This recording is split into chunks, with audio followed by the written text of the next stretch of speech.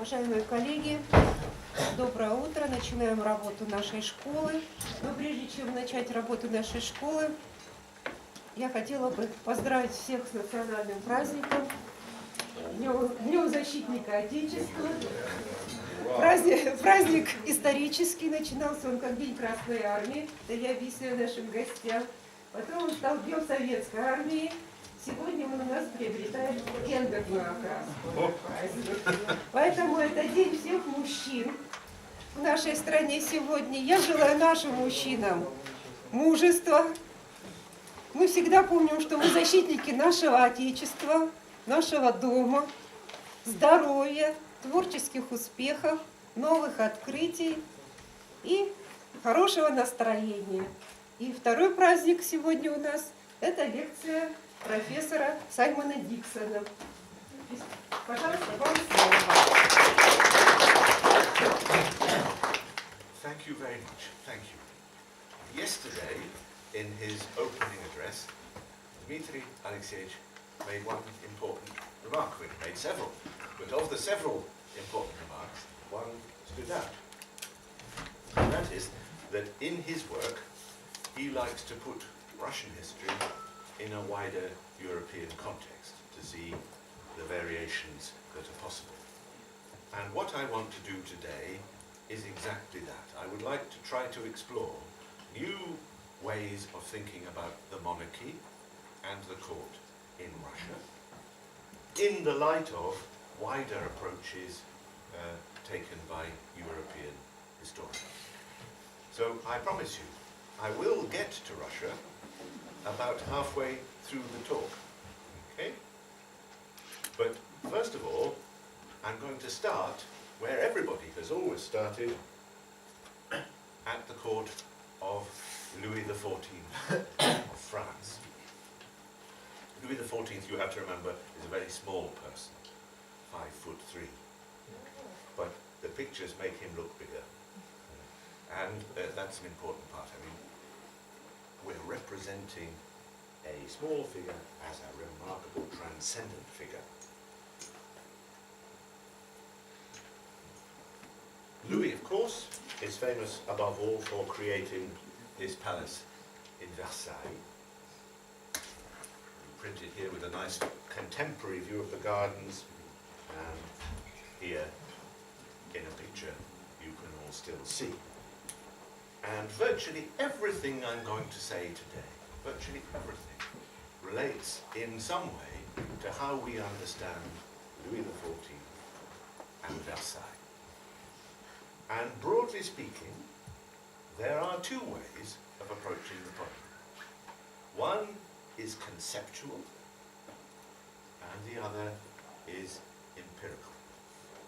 This is a classic position for historians of any subject. It doesn't matter what subject you study, you'll experience this sort of tension between concept-driven history and source-driven history. And because historians are historians, they argue about which is superior. I don't want to claim either one is superior, better than the other. I want simply to explore different things that can be seen from each perspective. Conceptual, empirical. Concept-driven, source-driven. So let's start with the most famous conceptual view of how to understand Louis XIV's Versailles, how to understand court history. And it was written by this remarkable person, the German sociologist Norbert Elias, who in 1969 published his book Die Höfische Gesellschaft, Придворное общество, the first book on your list. Is there some sort of discussion between you that you would like to interrupt me?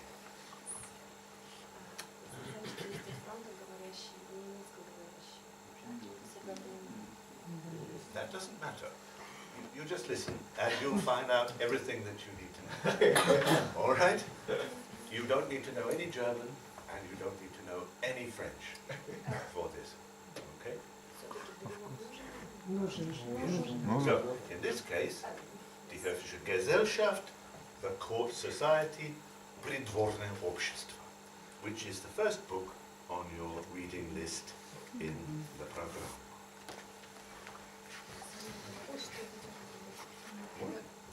То есть, я так понимаю, что все-таки перевод необходим, да? Да. Потому что если все надо,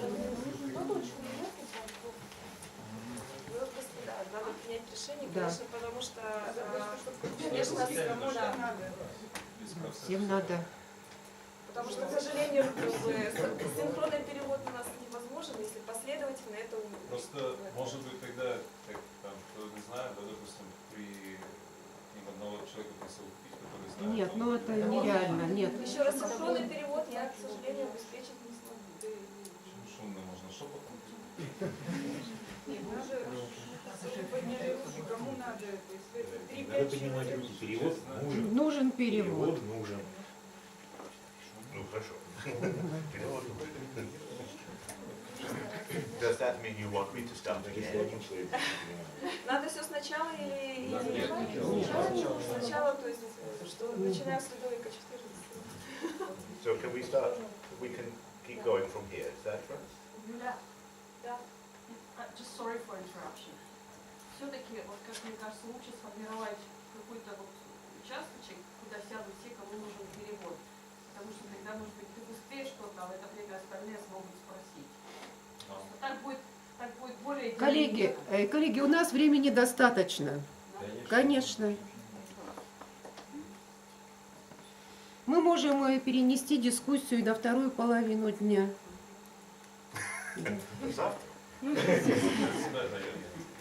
Пожалуйста. Давайте начинаем. Работаем в обычном режиме с переводом. Right. Should we go ahead? Right. You ready?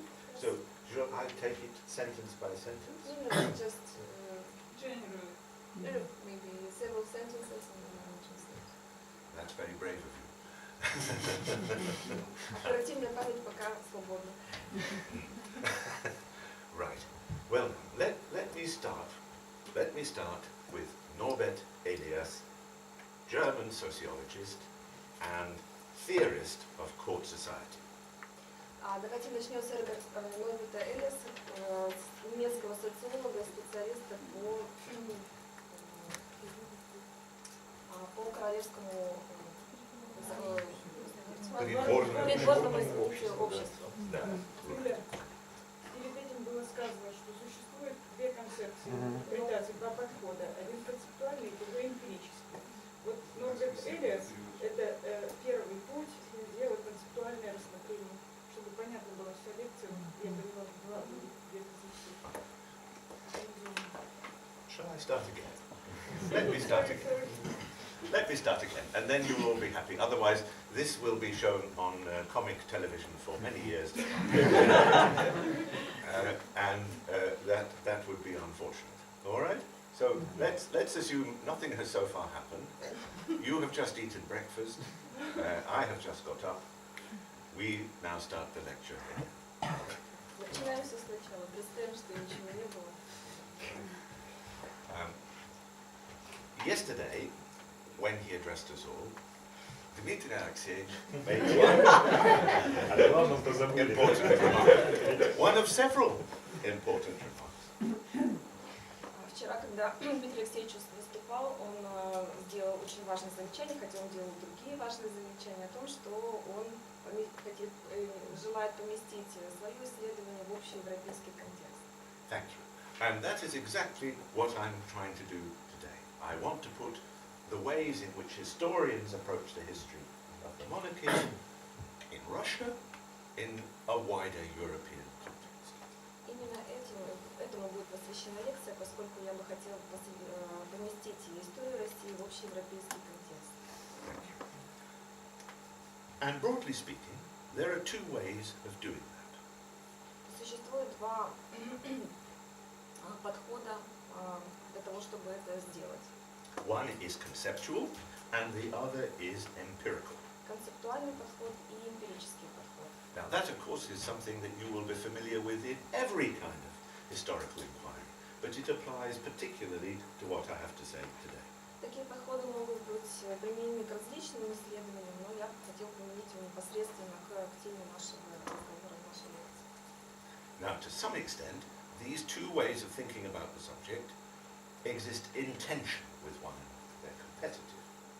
Между тем, два этих подхода, они могут находиться в противоречии или столкновении друг с другом. I can't resolve that tension, and I don't want to claim that one is superior to the other. Разрешить это противоречие достаточно сложно, также я не могу говорить о том, что один лучше другого. But I want to try to show the different ways in which each can tell us something about our subject. Но я также хочу в своем выступлении показать, что эти подходы могут быть применены, могут быть интересны. Now, I want to begin not in Russia, but in France, because it's in France that every historian of this subject has always begun. Everything we say about Russia depends to some extent on what we say about France.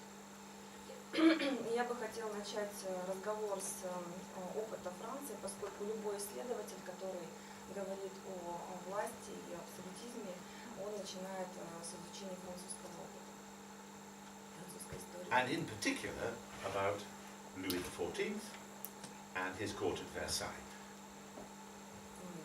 Прежде всего, хотел бы начать с Людовика XIV и его дворе при дворцовой организации в Версале. Louis XIV was on the throne of France for 72 years. 72 years. That's longer than any other European monarch. Людовик XIV находился на престоле в 72 года, дольше, чем любые другие монархи в истории Франции. How did he do that? He was, after all, a very small man. He was 5'3", something like this. He had a big personality, but he was a very small man. Как же это удалось человеку небольшого роста, да, при том, что при своем небольшом росте он оказался великим монархом? And the answer is partly that he created a culture of monarchy around him, based on his palace in Versailles. Частично этот феномен объясняется тем, что он сумел создать блестящий двор, окружение и непосредственно блестящий образ и культуру своего двора. Here's a contemporary image of it. Видите фотографию того времени, изображение того времени и фотографию современной. Thank you. Now, how do we understand Louis and his court in Versailles?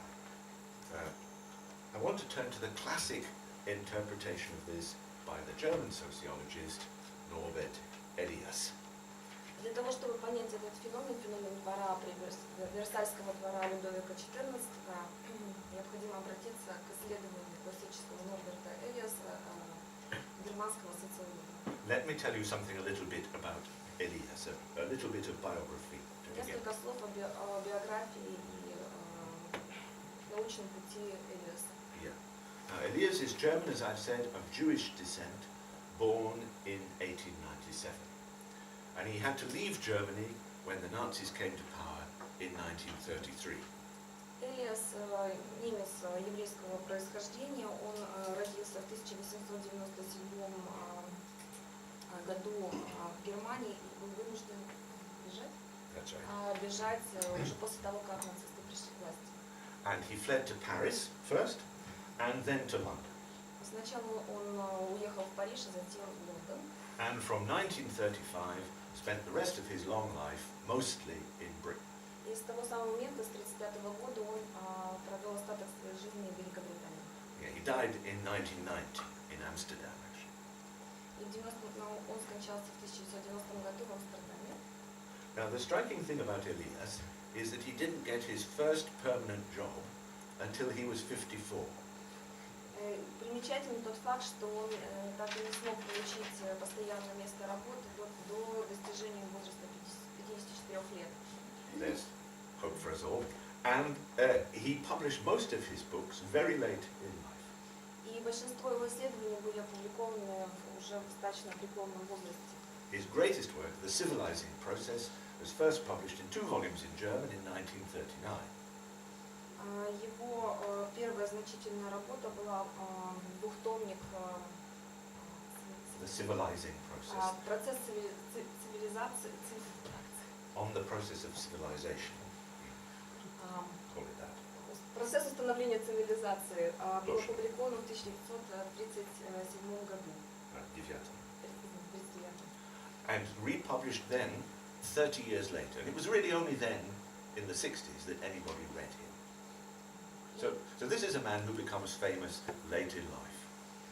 И только через 30 лет его исследование было заново опубликовано, поскольку, видимо, не пользуется большой популярностью. То есть мы можем сделать вывод о том, что Элиас достаточно поздно и в конце своей жизни получил популярность и признание. Yes. So it's only late in life that he starts to look relaxed. Relaxed. Happy. Late in life he's much happier than earlier. And suddenly he becomes a famous figure. And in 1969 he published that book that I've told you about in several languages. The Court Society, Höfische Gesellschaft, Придворное общество. Книга, которую я начал говорить до его биографии «Придворное общество», была опубликована в 1969 году. Yeah. He'd written most of it in the 1920s, but he was a perfectionist. Хотя была большая часть исследования, которое легло в основу книги, было написано в 20-е годы, поэтому как перфекционист очень долго над ней работает. Don't do it. Так не делайте никогда. Right. Now, let me just briefly summarize. What does Elias say? Because this is crucial to everything that everybody else has thought. И сейчас я бы хотел определенные результаты, основные моменты этой книги для вас изложить. Yeah. So, according to Elias, what takes place in early modern France is a long-term shift in the balance of power between the monarchy and the nobility. С его точки зрения, то, что происходило в связи с созданием Версальского двора, это было продолжение процесса изменения баланса власти между монархом и элитой дворянства. Да. This shift in power is to the monarchy's advantage. The king won. И, безусловно, этот баланс, процесс закончится тем, что большая часть, баланс перешел в сторону монархической власти, то есть элита и дворянство потеряло влияние. That's right. Now, that happened largely in the 16th century for 3 reasons, Elias says. И этот процесс проходил по большей степени в XVI веке и по 3 причинам. Inflation, military change, and the bureaucratization of government. 3 причины следующие: инфляция, изменения в ведении боевых действий, военной организации и the bureaucratization, bureaucracy in government. бюрократизация управления. That's right. So that by the mid-17th century, the nobility is much weaker, and the revolt that took place then, the Fronde against Louis XIV, is a kind of last spasm, a death throw of the French nobility. И этот процесс, в общем и целом, конечно же, ярко проявлялся в середине 17 века, и последним таким спазмом и таким проявлением уже ухода от власти и потери влияния дворянства стала Фронда. And the Fronde was, of course, a formative experience for Louis XIV. Фронда, безусловно, была важнейшим опытом в политической мышлении Людовика XIV. Yes, because he's a boy king at this time.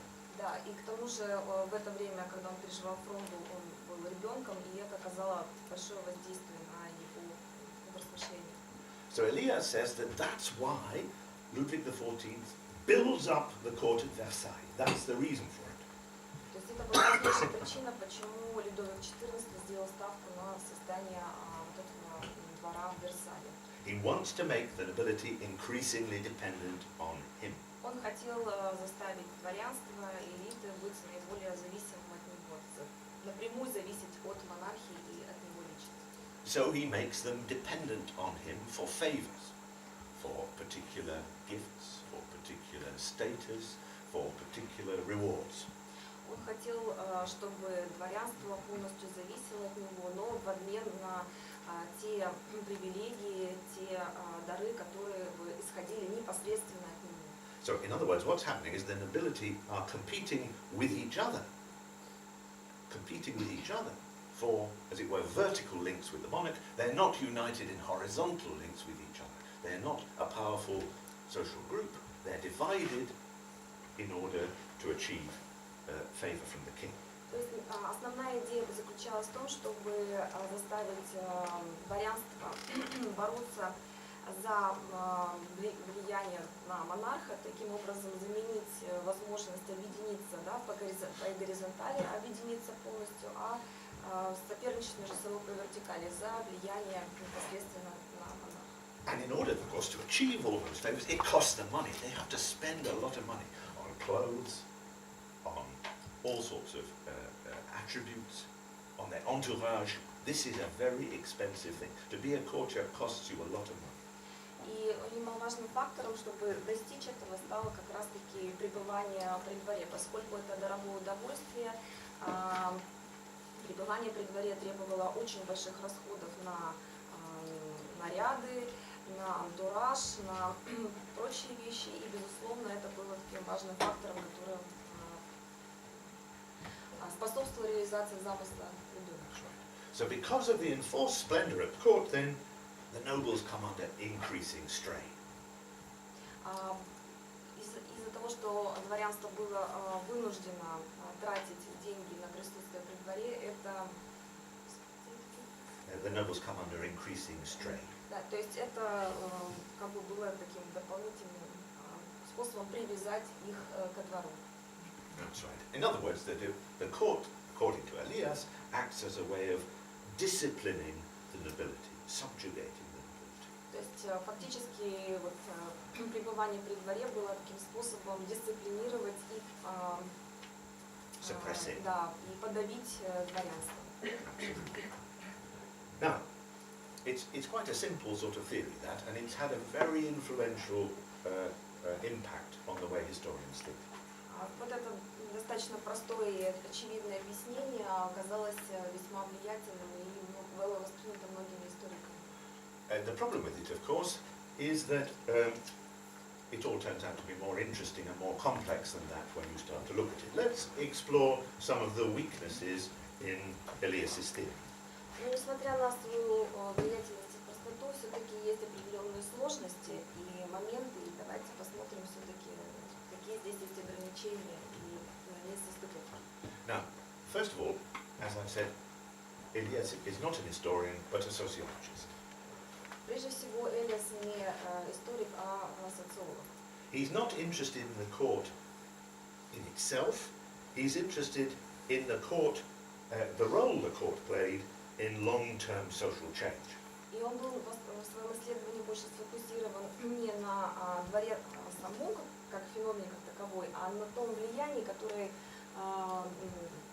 придворная жизнь и сам двор при Версале оказывал воздействие на общество в длительной перспективе. So he's most interested in the relationship between power, behavior, and the emotions over time. То есть он в своей работе был в большей степени сфокусирован на взаимоотношениях между властью, поведением, видимо, различных групп, да, сословий и восприятием двора. Yeah. No, not the court. No, he's interested in the whole society. Yes.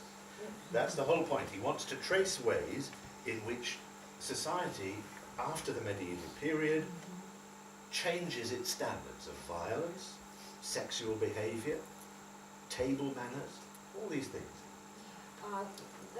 Третий, да, фактор, то, что было названо emotions, воздействие на именно общество и на изменение восприятий, да, в обществе, самого придворной жизни, королевского двора, и также насколько это влияло на практики, такие как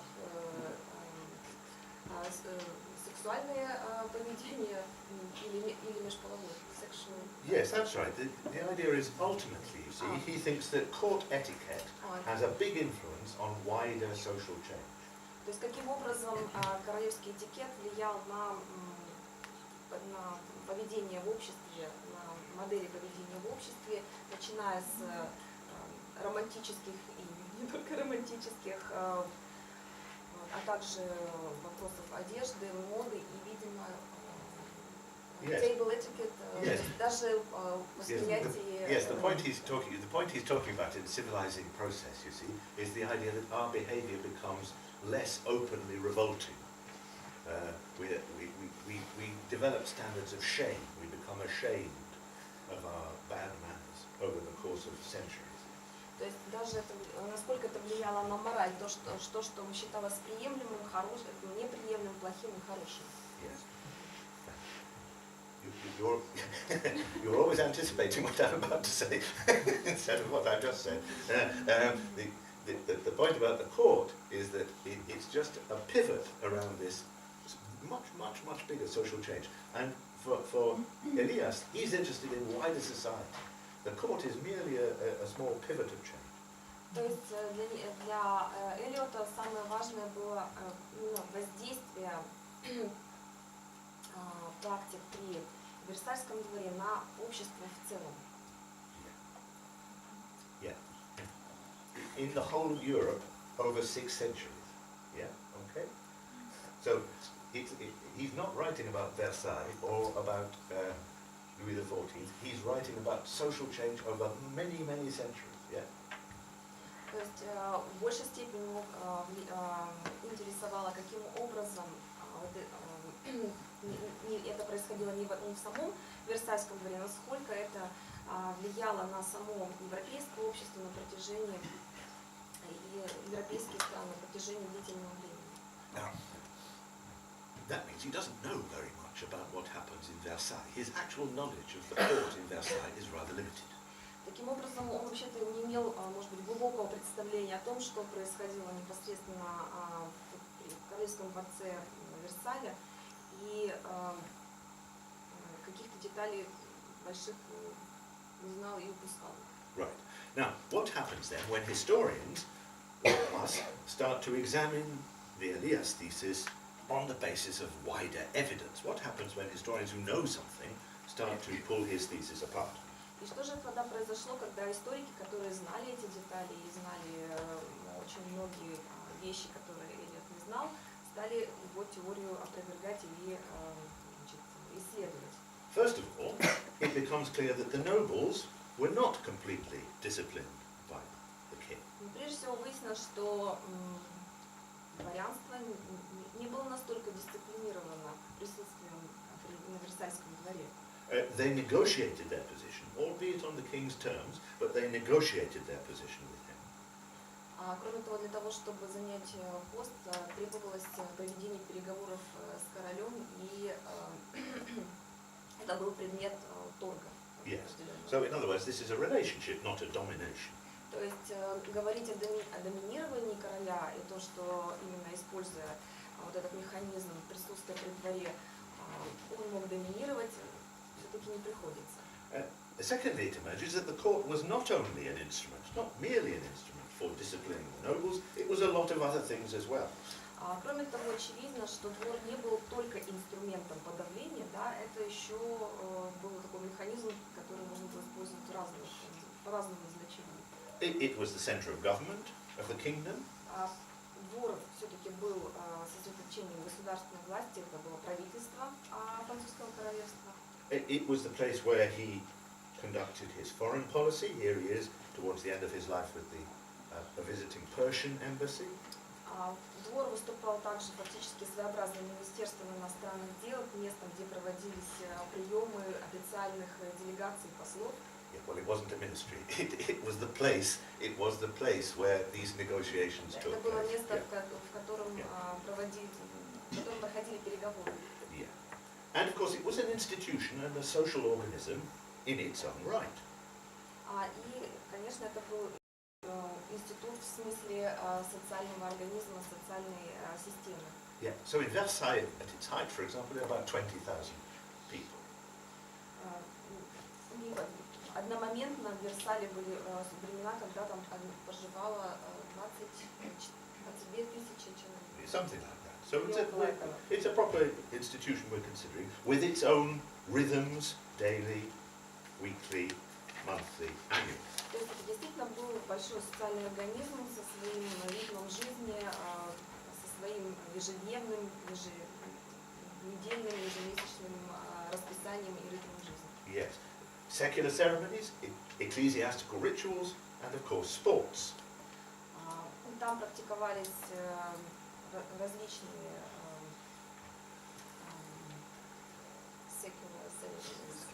светские церемонии, церемонии церковного характера и, конечно же, даже там занимались спортом. Yes, of which the most important is hunting. And hunting is much more than a sport. Of course, it's a way of displaying your status, your prowess. It's a competitive way of displaying your abilities and your wealth. Here's Louis XIV on the way to Versailles after the hunt. Важнейшим направлением, важнейшим проявлением вот этих вот практик была охота, которая отражала как социальный статус внутри двора, ну и была очень важной частью жизни, и был слайд, на котором показывали Yes, he's just disappeared. Sorry, he just got in. There we are. Завершение охоты и Людовик XIV. Yes, there he is. I beg your pardon, I moved on too quickly. Now, over the last 20 years then, a whole army of historians have started investigating these empirical rather than conceptual aspects of the history of the court. За последние 20 лет появилось немало исследований, в которых изучалось, скажем, эмпирический аспект существования двора, то есть, видимо, практики, как там жили. I mean, in Britain we have a Society for Court Studies. It publishes its own excellent academic journal. В Великобритании у нас есть общество историков, которые изучают придворную жизнь, и журнал, в котором они публикуют свои статьи. But perhaps the best known sort of leader of this group has been Dutch, Dixon, whose book Myths of Power you can see there, and I've got a copy of it here to circulate. I'd like to pass that round and have a look. Ну, пожалуй, один из самых известных исследователей является представитель Голландии. Myths of Power, myths. Имя. Дайндам, который опубликовал книгу «Миф власти». That's right. Now this is an explicit critique of Elias. В которой содержится непосредственно критика Элиаса. And he's also written an excellent monograph, a book called Vienna and Versailles. Также он опубликовал книгу «Вена и Версаль». So this is a comparison between Versailles and the Habsburg courts. В котором он сравнивает придворную жизнь и организацию двора в Вене и на Версале. And its focus is relentlessly empirical. И он как раз в своей книге делает акцент на эмпирические аспекты. Numbers, costs, status, and income of the household. Прежде всего на количество тех, кто состоял при дворе, сколько это стоило, сколько Yeah, the двор, the court itself. Сколько при дворе состояло служащих и так далее. Yeah, that's right. Then he's interested in court life, in the development of the court calendar. А также он подробно изучает, каким образом была организована жизнь при дворе и какой был календарь событий. And finally, he's interested in ceremony. И он очень также большое внимание уделяет церемониалу. And the point of this ceremony is to represent the dignity and the rank of the power of the supreme ruler. That's the point of court ceremony. И с его точки зрения основная задача церемониала заключалась в том, чтобы показать значимость и влиятельность монарха. Right. So now that brings me to the next most important book after Elias in this whole subject, the most influential book, because all of this work, all of this empirical work about court ceremony has taken place in the shadow of a book by the German sociologist, yet another one, Jürgen Habermas. И все эти исследования, конечно, которые были сфокусированы на церемониале, они во многом проводились под влиянием другого исследования Юргена Хабермаса. Now let me just give you a brief bit of information about Habermas. Like Elias, he's not an historian. He's a sociologist and a philosopher. Хотелось бы коротко сказать о самом исследователе Хабермасе. Он также немец, и так же, как и Эллиот, не являлся профессиональным историком, а социологом и философом. He's still alive. He was born in 1929. Он еще продолжает творить, хотя родился достаточно давно, в 1929 году. Now, his main preoccupation Его основная специализация is to reveal the possibility, to develop a theory разработать теорию, that can reveal the possibility of reason, emancipation, and rational communication in human life. можно еще раз Yes. воспринимать. He wants to develop a theory that can reveal the possibility of reason, Он хотел разработать теорию, чтобы отразить возможность rationality, рациональное yes, emancipation, освобождение, эмансипации and rational communication. и рациональной коммуникации. So let's just explore that a little bit. What he means is that the human species is uniquely able to communicate. Он считал, что человеческие создания, люди, они могут коммуницировать между собой. Unlike sheep or В animals. отличие от животных и так далее. And because we can communicate, then we have the possibility to make our life better. И поскольку мы можем коммуницировать, мы можем сделать нашу жизнь лучше, More humane, более человечной, juster, более справедливой and more egalitarian. More equal. и равной. Now, obviously, you'll see straight away there are strong links between all those ideas and the ideas of Immanuel Kant and the German Enlightenment. И, в общем-то, эти идеи очень тесно связаны и напоминают идеи Канта и другие идеи, которые выдвигались философами после Просвещения. And of course, there's also a rather clear Marxist element to Habermas's thinking. Ну и также в рассуждениях Хабермаса есть четкие коннотации связи с марксизмом. Yes, I mean, it's even been said that Habermas is trying to be a Marx for our times. Иногда даже говорят, что Хабермас это Маркс нашего времени. That's to say, he's trying to change the world by understanding. Что он хотел изменить мир путем понимания, путем того, чтобы друг друга освободить мир через понимание.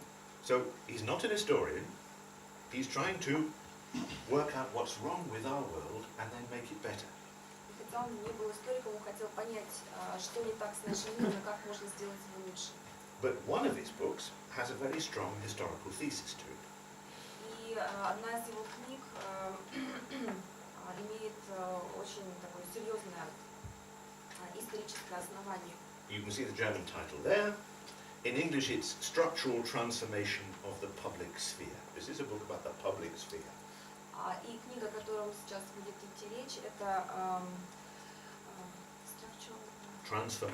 структурные трансформации of the public sphere. Общественной сферы. Now, what's that about? Let me just summarize the basic thesis of it. The book appeared in 1962 in German. Коротко о содержании книги, которая была опубликована в 1962 году. And then in English in 1989. На английском языке она вышла в 89. 89 году. That's right. Now, of course, like many books, it only became really widely read when it appeared in English. Безусловно, как и в многих других случаях, его исследование стало наиболее популярной, цитируемой только после того, как она вышла на английском языке. So over the last 25 years, it's had a huge influence on the way we think about court. И за последние 25 лет именно эта книга оказала большое воздействие на те исследования, которые проходили, были посвящены истории придворной жизни. Now, the central point of the book is this. It's about the relationship between what we regard as public and what we regard as private.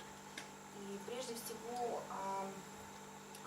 это исследование очень повлияло на наше размышление историков по поводу того, что же является публичным, что же является частным. And his argument is that in the Middle Ages there was no clear distinction between them. И он начинает с того утверждения, что в средние века большой разницы между частной и общественной жизнью не существовало. And in particular, those in power, monarchs, kings, nobles, and so on, В особенности среди монархов и знати вот этого противостояния не было. no, just stick to what I said. Those in power, that's to say, monarchs, nobles, Те, кто находились у власти, монархии и знать, represented their power directly and very publicly. они свою власть представляли как раз-таки публично. That's right, by their clothing, Путем манеры одеваться, yes, by their gestures, также так жестами, Yes. поведением and by their rhetoric. и своими выступлениями, своей риторикой. And that's what Habermas means by representational culture. Именно это имеется в виду одежда, поведение и риторика является представлением репрезентации власти. That's right. The monarchs represent their power in these ways. And the point is that this requires an entirely passive attitude on the part of those who are governed. И именно вот эта манера презентации подразумевала, что они были активны, а общество, в общем-то, только пассивно воспринимало то, что им представляли, продуцировали, так скажем, монархи. Now, representational culture of court then is entirely public. И сама культура репрезентации, она была публична. And here's a classic illustration of it. In our houses, in bourgeois houses in the 19th century, bourgeois houses in the 18th century, the bedroom was the most private place. И один из таких примеров. В обычных буржуазных, так скажем, домах 18-19 века наиболее закрытой и частной частью помещения была спальня. But in the court, the bedroom was the most public place. Но при дворе именно спальня была наиболее часто посещаемой и открытой частью дворца. This is actually the Dauphin's bedroom at Versailles, but let's imagine for the moment it's the king's bedroom. На этом вы здесь видите фотографию спальни дофина. Представим, что это королевская спальня. And the king's bedroom is right at the center of the building. It's the focus of the whole building in Versailles. И в центре дворца всегда, в центре дворца Версальского находится королевская спальня, но центр самого двора. That's right. And everything he does in the bedroom is public. Все, что делается в спальне, это доступно обществу открыто. He gets up, the lever, he goes to bed, the coucher. То есть, когда он встает и когда он ложится спать, это все. Right? It's a ceremony surrounded by courtiers. The same is true when he goes to the lavatory. Даже когда он идет в туалет, There's a courtier who looks after him and cleans him up afterwards. есть специальный вельможа придворный, который помогает ему с этим справиться. So courtiers see him getting up, they see him go to bed, they see him defecating, they see him doing everything. Да. То есть придворный видит его в любых проявлениях жизни, когда он встает, ложится спать, акты дефекации и так далее. So the sovereign, in other words, is always visible, always on parade. Суверен всегда видим, он всегда на виду и при параде. And of course, in a less unpleasant way, the same is true in banquets or eating. He's always visible when he's eating. There's nothing private. То же самое касалось еды. То есть на всех банкетах и приемах все это потребление пищи производилось публично и на виду людей. Now, what Habermas then goes on to argue is that this old order and this representational culture dissolved in the 18th century. Collapsed. Что дальше Хабермас в своих рассуждениях говорит о том, что вот эта практика, она начинает распадаться и завершаться в 18 веке. That's right. In two ways. First of all, by the exchange of goods, and then by the exchange of information. Завершение этой практики было связано с двумя факторами: из-за обмена информацией и из-за обмена товаров. That's right. Both those two together. And those two processes together create what he calls a new bourgeois public sphere. Именно эти два процесса, обмен товаров и информацией, привел к формированию буржуазной публичной сферы. That's right. Now, representational culture then is focused on authority and it's received passively. Representational culture is received passively. То есть репрезентационная культура воспринималась пассивно. Whereas the bourgeois public sphere is based on active rational argument. Буржуазная культура в большей степени основывалась на активности. Yeah, so you might define the bourgeois public sphere in Habermas's terms as the medium through which private people can argue reason in public. То есть через буржуазную систему взаимодействия и презентации можно было сочетать активный и пассивный подход. And the classic locus for this is, of course, the coffee houses of London and Vienna and many of the German cities. И местом, где вот эта буржуазная новая культура проявляла себя, это были появившиеся кафе, которые возникали повсюду в Вене и в Париже. That's right. And in addition to the coffee houses, we also have reading societies, theatres, museums and concerts. Помимо кафе появлялись в общественных практиках общества чтения, театры и музеи. That's right. And initially, this is an important part of Habermas's argument, this bourgeois public sphere takes a non-political form. It argues about culture, not about politics. И с точки зрения Хабермаса вот эти новые проявления буржуазной культуры, они были деполитизированы, то есть они не были напрямую связаны с политическим процессом. That's right. It's cultural. Они были в большей степени связаны с культурой. That's right. People argue about pictures they've seen, they argue about plays they've seen, they argue about concerts they've heard.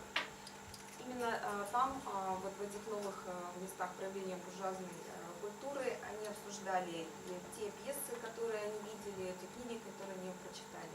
And the point is they can do this without reference to wealth or status. И они могли это делать без какой-то связи с привязки к благосостоянию или социальному статусу. And this is, of course, altogether linked in Habermas's mind with the end of patronage in artistic matters and the beginning of the commercialization of culture. И эти процессы также были связаны с такими проявлениями и процессами, как начало коммерциализации культуры и patronage. Yes, the commercialization of culture and the end of patronage in И окончание патронажа yes, в yes, культуре. yeah. So, for example, Mozart begins as an underling of the Archbishop of Salzburg.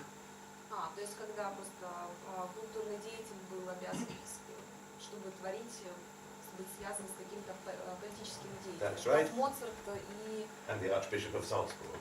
И архиепископ Зальцбурга. Yes, and eventually, of course, people write for the market. They write things that people want to buy or go and see.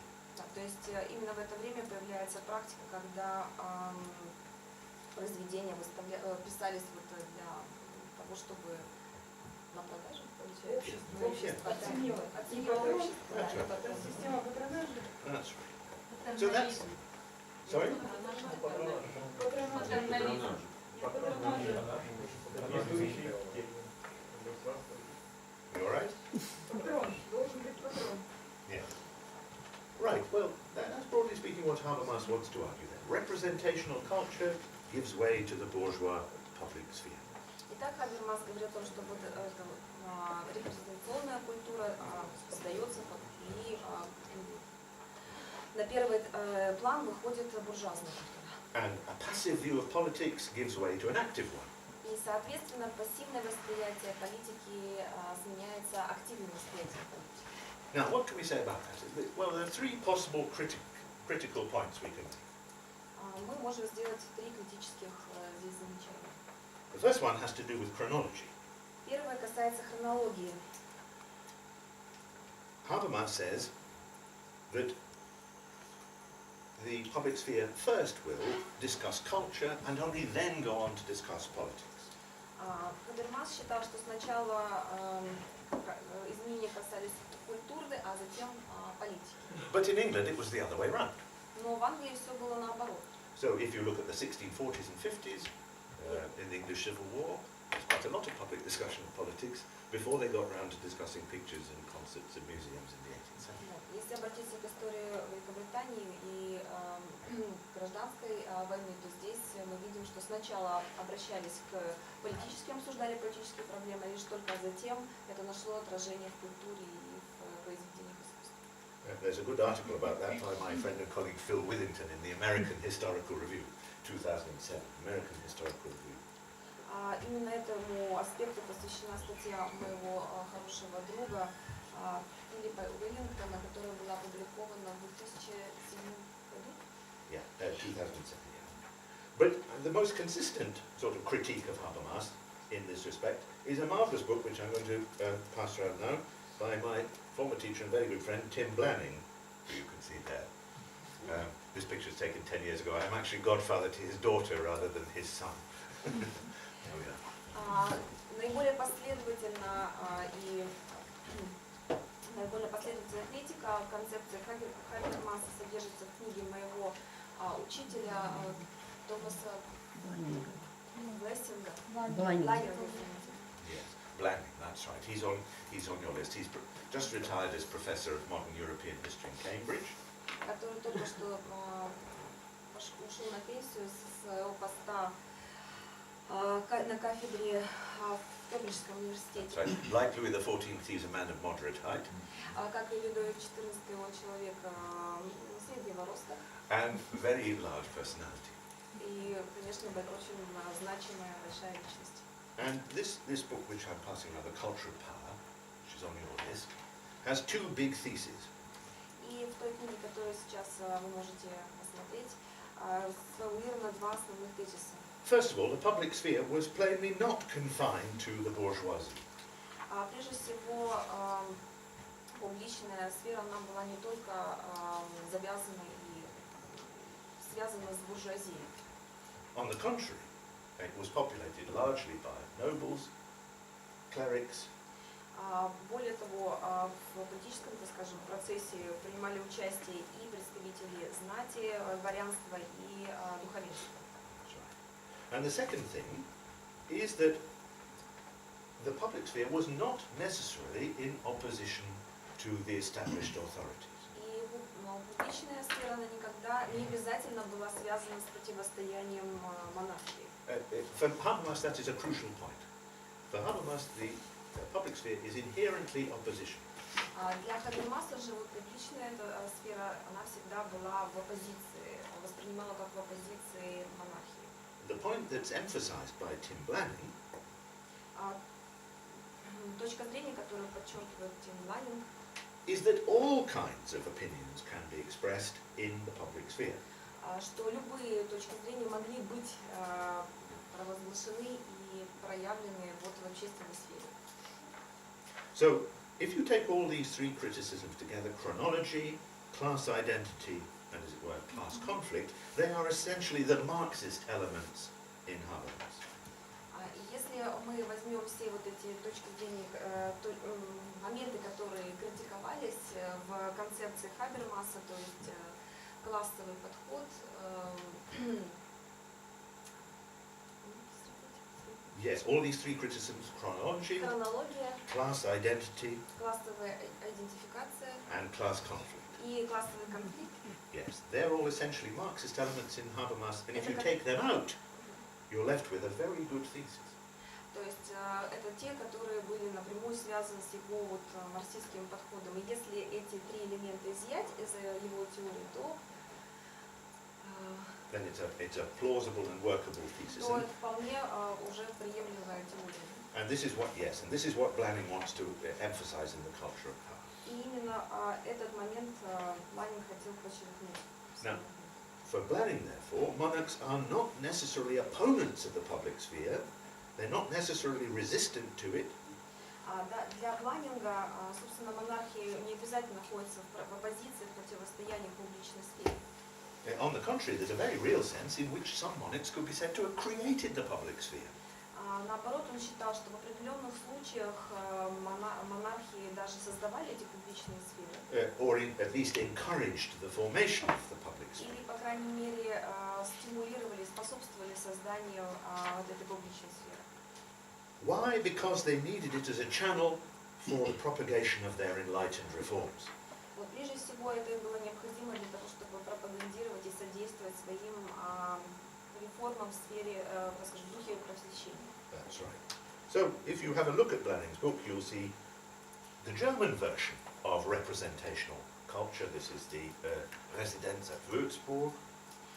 В книге Бланинга разбирается немецкий опыт репрезентации и дворец Yes, at Würzburg. Würzburg. Yeah, that's right. Then this is Augustus the Strong and his palace, the Zwinger in Dresden. Агастус. Yes, Augustus II. Август. Да, Сильвий, да. Август Сильный и его в Дрездене дворец, Да, Сильный. резиденция. There's another picture of it. So these are all German versions of the representational culture, which collapsed not according to, not in Habermas's way, but because the monarchs themselves introduced a public culture to support their own regime. Да, и германский опыт, который, так скажем, примеры, которые вы видели, разбираются в книге Бланинга, они вообще как бы не совпадают с размышлениями Хабермаса, поскольку сами монархи, они создавали вот эту публичную сферу. So now you'll be relieved to learn it's time to see how does Russia fit into this wider picture.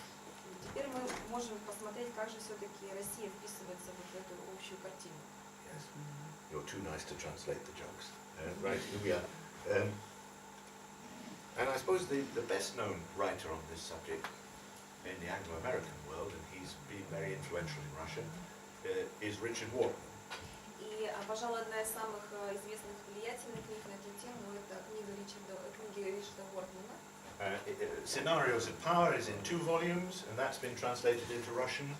Сценарии власти в 2 томах, они были переведены на русский язык. You can find quite a lot of it on the internet in various ways. И вы можете в интернете найти в различных формах эту книгу. And then a series of essays related to it, which has just been published just before Christmas, which I'll pass around, Russian monarchy. И также книга «Российская монархия, репрезентация и правление», которая только что, не знаю, как там переведено, которая только что вышла. Да, также.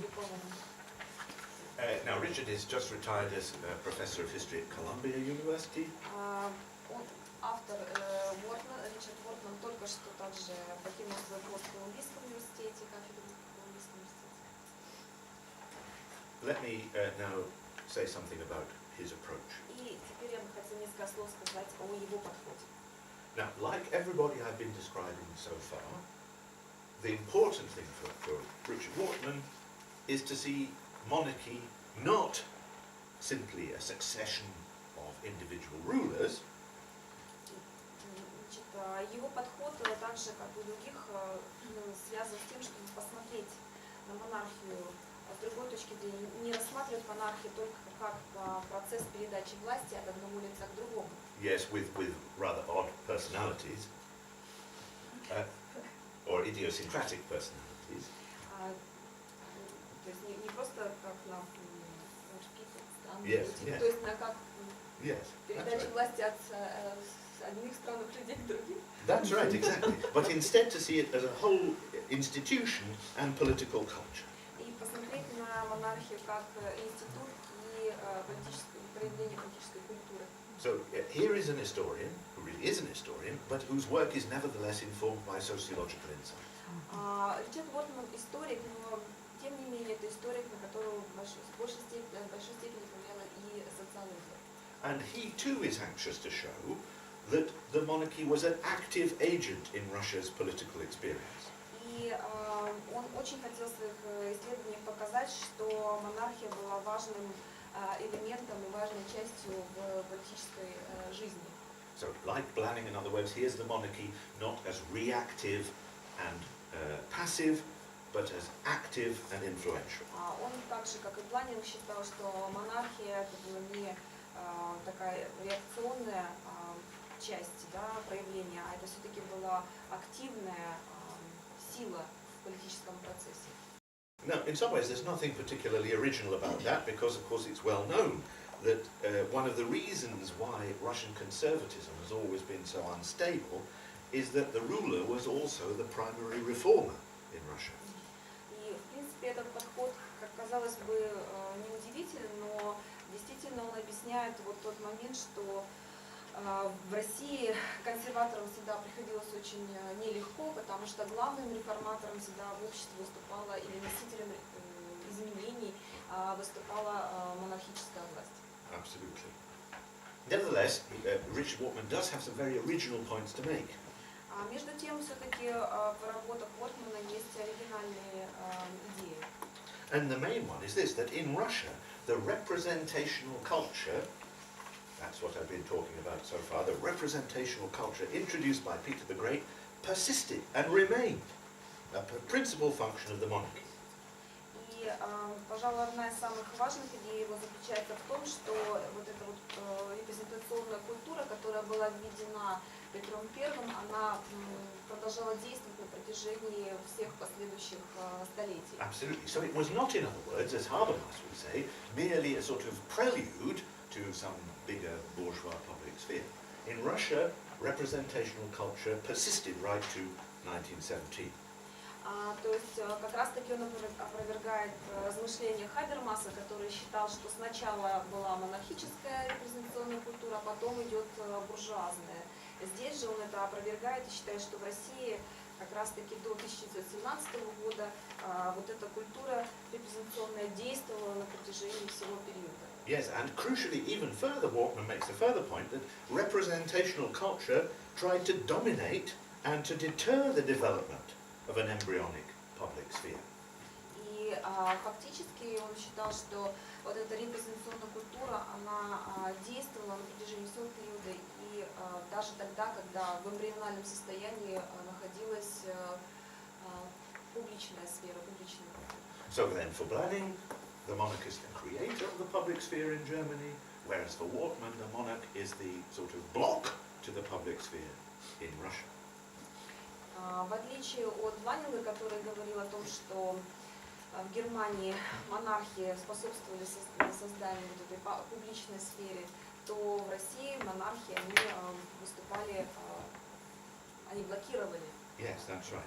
And that's because the way that the monarch was represented in Russia, was superior to, transcended considerations of law and rational argument.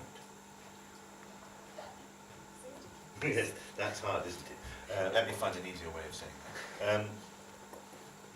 In Germany, the monarch is encouraging the development of a public sphere because he wants rational argument about his proposed reforms. В Германии, In the German states in the 18th century. в германских государствах монархии способствовали созданию публичной сферы для того, чтобы дать рациональное объяснение своего существования, своей необходимости. Whereas, according to Wortman, the way that the Russian monarch is presented makes him superior to anything like that, way above any kind of law or rational argument. В России же вот этот рациональный аргумент не интересовал. So you can't have in Russia, as you had in England, a monarchy developing with a respect for the law. И сложно представить, что в России развитие монархии монархии шло каким-то образом в связи с законом, соблюдением законности. Это как бы было выше этого. Do you see the argument that Wortman is making here? It's the way that the monarch is presented, the visual representation of the monarchy has a very powerful impact on the way that the public sphere develops, or does not develop. Скорее для России, is it for Russian? Yes, Visual? yes. То есть для российской именно репрезентационной культуры было важно именно скорее не рациональное, а визуальное проявление, так скажем, монархической власти. Yeah, that's not quite right. Let me try again. It's the way that the monarch presents his power visually. То, каким образом монарх визуально себя представляет, репрезентирует. Yes, which prevents him accepting law and reason. То есть в данном случае акцент делался на то, как он себя представляет, чем в большей степени, чем на законе и разуме. Right. Okay, let's try and develop this in a little bit more detail, because that's a very basic summary, and it is hard to grasp sometimes in outline. Let's look at it in a little bit more detail. Давайте посмотрим его аргументацию в деталях. So, I'm presenting now Richard Wortman's thesis more or less in his own words. То есть я постараюсь это сделать более-менее близко к тексту самого автора. It's Peter the Great, Peter the First, who begins the act of borrowing and displaying forms of Western imagery. Первый, кто начал заимствовать и создавать на основе западноевропейской представления о власти, был Петр I. So here's a classic example of early Russian representational culture. Peterhof. Петергоф это как раз-таки вот такой очень яркий вариант репрезентационной культуры на российской почве. Now, of course, this isn't a slavish copy of Versailles, as earlier generations of historians used to argue. Конечно, это не там, полная копия Версаля, как многие говорили. If you want to have a look at there's a very sophisticated discussion of that in Dmitry Sergeyevich Likhachev's book «Поэзия садов». По поводу того, насколько это была копия, не копия, была запутанная долгая дискуссия. О ее отражении вы можете найти в книге Дмитрия Сергеевича Лихачева «Поэзия садов». And neither was Versailles ritual adopted slavishly in Russia. Russian court did not adopt the French ritual straightforwardly at all. И хотя заимствования в архитектуре существовали, но церемониал французской придворной он не был заимствован.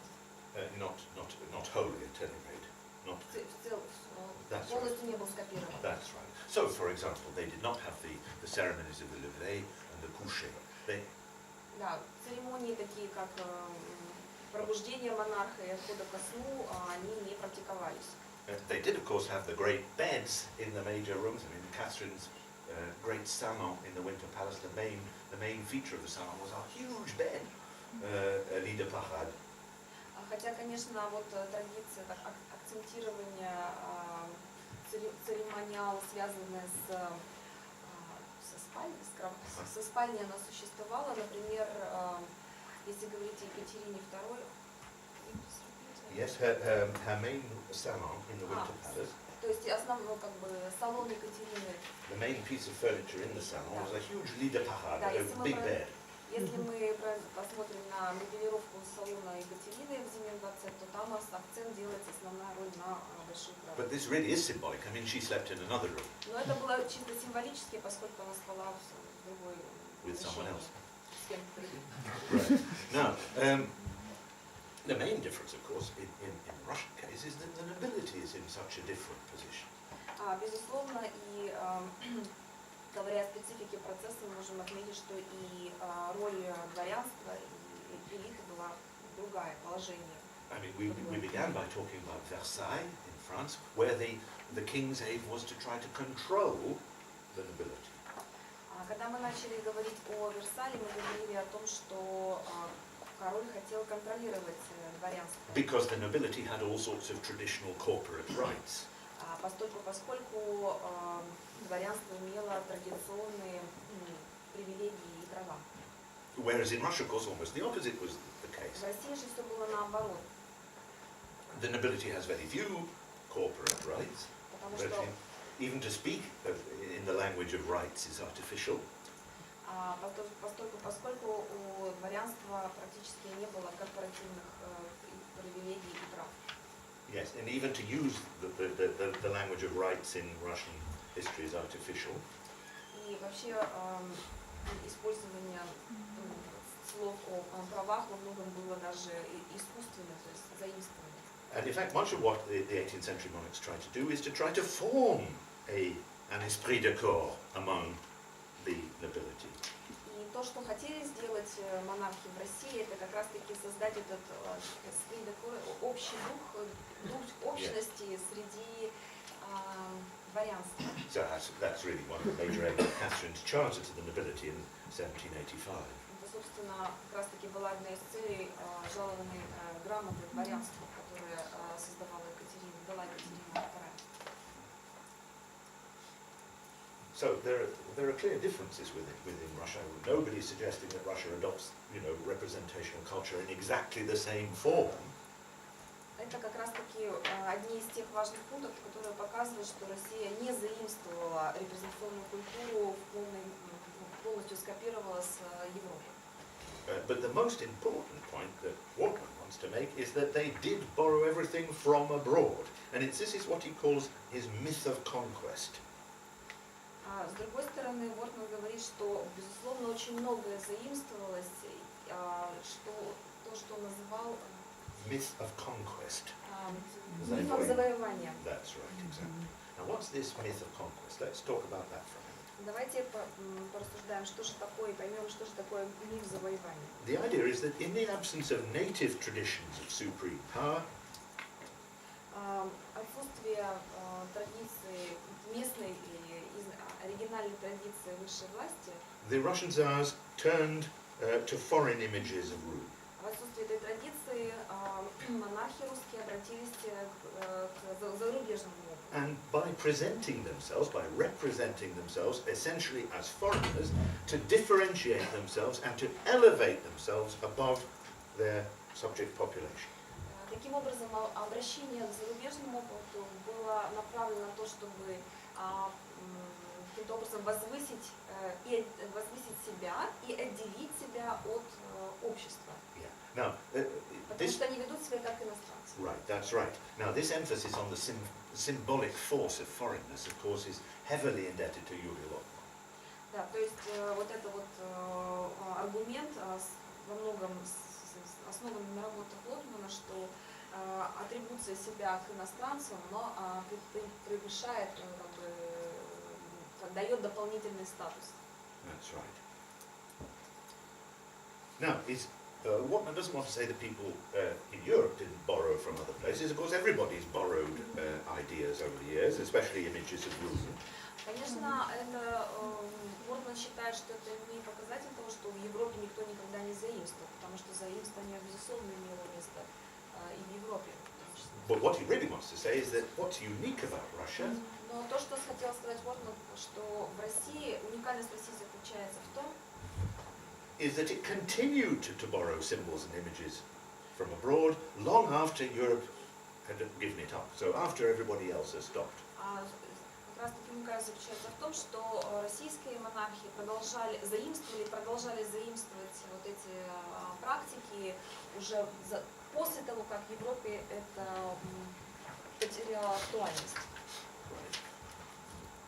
So, the patterns of representation that emerged in the 18th and 19th century identified the ruling monarch with dominant features of European absolutist monarchs. Baroque monarchs, neoclassical monarchs, Napoleonic monarchs, all the way through. Образы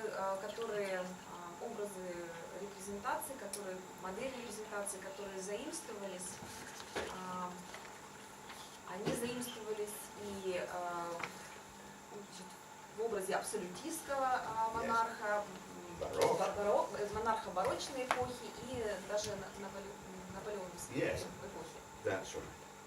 So that the Russians perform these narratives of foreign origin to distance themselves from their people, as I've said, and to dramatize and perpetuate their claims to rule. То есть фактически монархи использовали вот эти, заимствовали эти образы для того, чтобы, с одной стороны, дистанцироваться от собственного населения, и с другой стороны, подчеркнуть особость и важность своей власти. So it's this constant sense of forcible seizure of power, constant insistence on conquest. Okay, this myth of conquest. То есть постоянно вот этот вот повторялся или как бы продуцировался вот тот самый миф завоевания, о котором говорилось выше. It can be expressed in all sorts of ways. Here's one of Peter's triumphal entries into Moscow, classic Zubov engraving. Проявление этого можно увидеть в гравюре Зубова, классической гравюре Зубова, представляющей триумф Петра. Yeah, but the entry into Moscow, it's Peter conquering his own city. Не триумф Петра, извините, въезд Петра в Москву. So, this is the point that Wortman wants to make. Rulers in Russia don't justify their rule by reference to divine legitimacy. Well, sometimes they do. They don't justify it by reference to dynastic inheritance. Sometimes they do. But most of all, they justify it by what they actually do, by performing acts. Таким образом, основной аргумент Вортмана сводится к тому, что российские монархи практически, иногда, конечно, прибегали к аргументу божественного происхождения власти, но не всегда, не часто, к аргументу, связанному с divine. Yes, divine right. That's to say that by appointment by God, neither that nor by dynastic legitimacy. Или династической легитимности, то есть получение власти от одного другого на законных основаниях, а в основном они делали акцент на представление, на то, как они, на представление своей власти вовне. So, in other words, they portray themselves, Peter the Great portrays himself as a Roman conqueror. Они себя представляли, особенно Петр I, как римский император, как завоеватель. Catherine portrays herself as Minerva, Astrea. Екатерина репрезентировалась ее образ как Миневра, Астрея. And Alexander I, of course, eventually as an angel. Александр I как angel, Yes. ангел. Yes. Как ангел. So these are sort of superhuman people, in other words. This is the point of all this representation, to represent the monarch as a superhuman, transcendent individual. То есть акцент сделался на то, чтобы представить монарха и монархическую власть как что-то не божественное, что-то не связанное с человечностью, это превосходящее, трансцендентное человеческому существованию, божественному или мифическому. Now, what are the strengths and weaknesses of this argument? You will have your own views, but let's run through some of those that have been suggested. Давайте рассмотрим те варианты, которые предлагаются. Let's start with some of the great strengths. The greatest one seems to me to be what happens after the period he's described. Давайте еще посмотрим то, что происходило после окончания периода, о котором говорит Вортман. Because the last two czars, Alexander III and Nicholas II, поскольку два последних императора, Александр III и Николай II, consciously rebel against this image of foreign borrowing. Намеренно стали проводить политику, или, так скажем, противоречить тому образу, который использовался на протяжении And pursue a kind of Muscovite revival. И сделали ставку на московское возрождение. Portraying themselves, representing themselves as pre-Petrine rulers. Пытаясь показать себя как представители допетровского времени. So this is an attempt to, as it were, rub out all the foreign influences that I've been describing, to deny the myth of conquest. Таким образом, они пытались отказаться от той практики, которая существовала, акцент на заграничное, да, на иностранные, да, как бы, образы и пытаясь вернуться вот до Петровского времени. So here's a very well-known picture of Nicholas II dressed as Alexei Mikhailovich for the ball in 1903 for the bicentenary of St. Petersburg. Здесь известная фотография Николая II, одетого Алексеем Михайловичем. Фотография была сделана на бал, посвященный, одетым был так на бал, посвященный 300-летию романа. So it's doubly offensive. And here's one of my favorite pictures. Here's a building deliberately put up to offend the landscape. It's when I was a boy, there used to be cigarettes called Silk Cut, and we had advertisements, and there was a piece of silk, and a knife came up through the middle. It's called Silk Cut. You see, joke. This is just like an advert. It's a knife coming up through the middle of St. Petersburg. И также вот, на взгляд лектора, очень яркий пример. В Санкт-Петербурге храм в стиле русском, да, древнерусском стиле, который построен просто в камне. This is Спас на Крови, you know what Да, it is. Спас на Крови построен вот в окружении архитектуры классической, эпохи классицизма, европейской, то есть как такой вот So the most important point of, I think most convincing part of Wortmann's argument is that under the last two Tsars, the scenarios of power, the representation of the Tsar's power, serves to subvert their own regime inadvertently. То есть последние два монарха, они пытались вот вернуться к старым практикам репрезентации для того, чтобы подчинить общество, сплотить общество. Well, yeah, the government really, it's subvert their whole regime. It's westernized ministries, westernized officials, westernized bureaucrats. All these are represented by these buildings. То есть подчинить и объединить саму правящую элиту правительства, которые слишком уже были, так скажем, вестернизированы, слишком были настроены на, так скажем, иноземный образ. Да. That's right. So that's the great strength of his argument. It highlights that extraordinary development at the end of the 19th century. Weaknesses, well, not possible. One is that the whole book relies very largely on discussions of the coronation, or at least the coronation is always at the heart of each monarch's scenario of power. Это один аргумент. Второй аргумент, он связан с изучением церемониала коронации. Yes, I've now moved on from talking about the strengths of the argument, and now I'm moving to weaknesses. Yes, so it's too heavily dependent on the coronation. И именно сейчас хотелось бы перейти к слабым сторонам того аргумента, о котором говорилось выше. Just in passing, of course, this is a classic illustration of the kind of Western influences that Wortmann is talking about. This is Tarelli's painting of Catherine's coronation, and this is meant to be Uspensky Sobor in Moscow, which, as you know, doesn't look like that at all. This is made it seem much vaster than it really is. It's trying to make it look like the sort of cavernous places that Western kings used for their coronation, like Westminster Abbey in London, or the Cathedral at Reims in France. It's you can get another one. This is Alexander II's confirmation. You see, you get the impression of some vast space, whereas the whole point of the Dormition Cathedral is it's a tiny space. Вот два было здесь слайда, на которых показано как раз-таки картины, изображающие церемонию коронации. Первый слайд коронации Екатерины.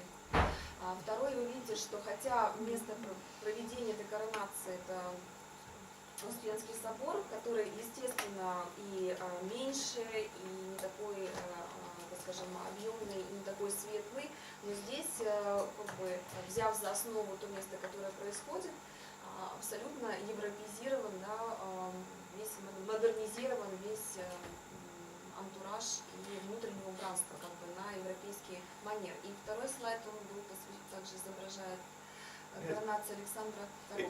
Yes, it's not so much the decoration, it's the size of the building. That's what's different. Объем здания Yes, that's на right. европейский манер, потому что Yeah. это большие пространства. Yeah. Then there's the whole argument of scenarios of power is deliberately secular. If Wortman can find a secular argument to follow, he will. Главный аргумент это секулярный. The evidence he uses, he presents a very secular view of Russian monarchy. В своей книге Вортман представляет такой более аргумент секулярной власти в России. And that's one of the reasons why Gary Marker, another American historian, has written a very different sort of book about the 18th century. В то время другой исследователь, американский исследователь Гэри Маркер, он в своем исследовании подчеркивает совершенно обратную сторону. Yes, and this is really about the cult of St. Catherine, particularly under Peter the Great and his wife Catherine I. Его книга посвящена культу святой Екатерины II в XVIII веке. Showing how the cult of St. Catherine, yes, it's on your list somewhere. I don't have a slide of it, unfortunately. The cult of St. Catherine is developed all the way through Petrine's sermons in particular. В своем исследовании показывает, насколько важен был культ Екатерины, святой Екатерины в церемониале двора.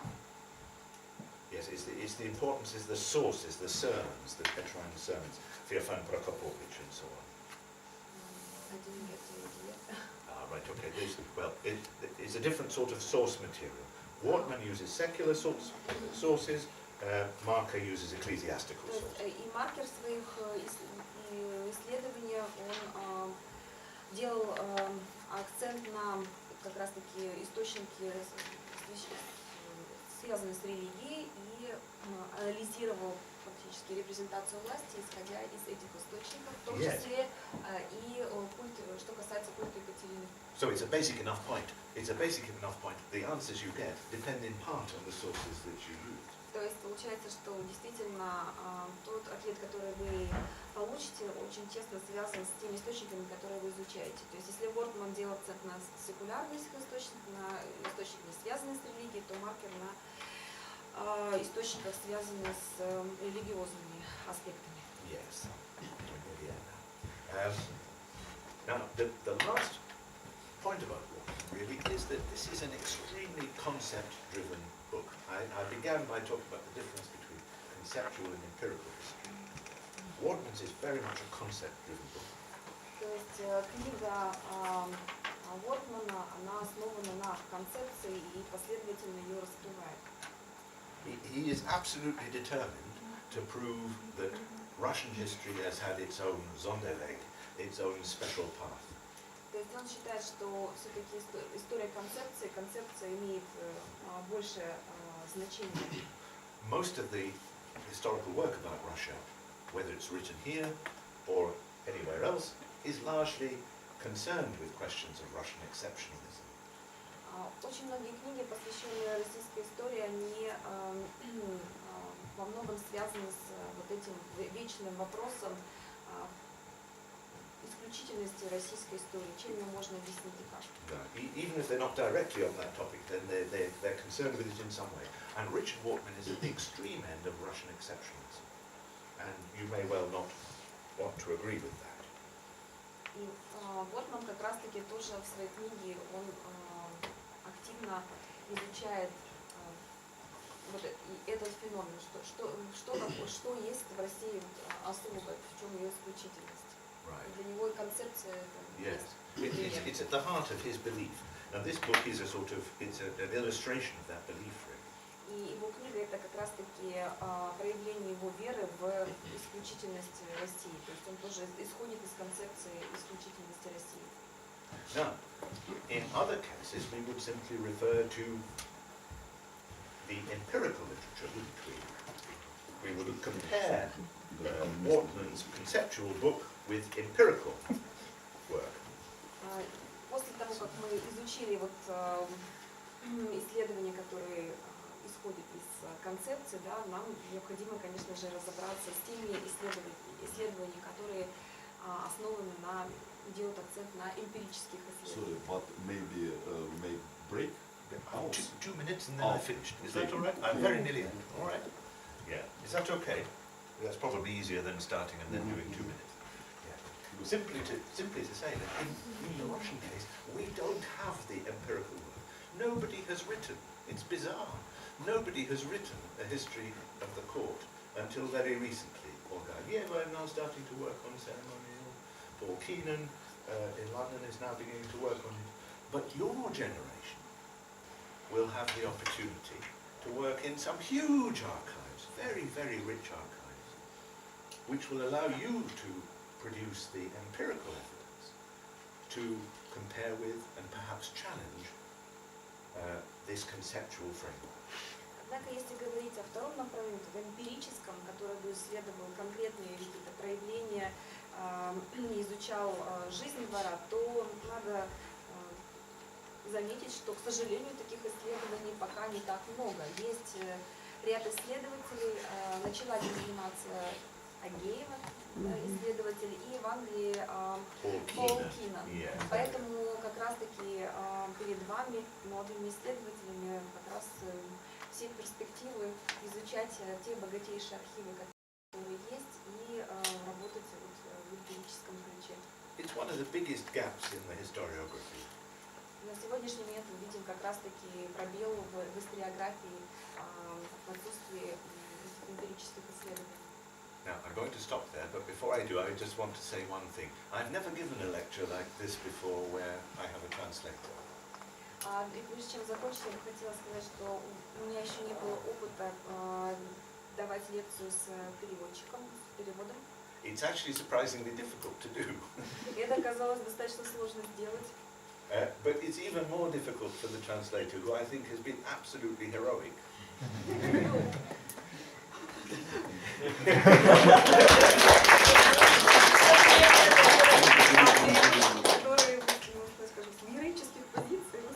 And it must have been sheer torture for you, so many congratulations to all of you. И для вас, конечно, это тоже было испытанием, а может быть даже и пыткой.